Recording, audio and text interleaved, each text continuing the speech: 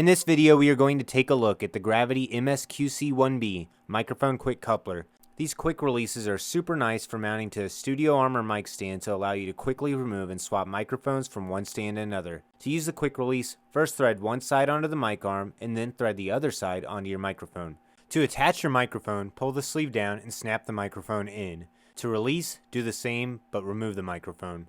With the Shure SM7B and other microphones where the XLR is mounted by the threads, this acts as a great extender to add space for the XLR cable.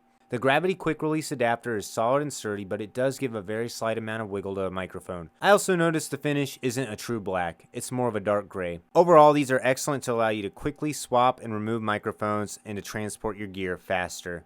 If you're interested in buying a Gravity MSQC1B, I have links in the description below.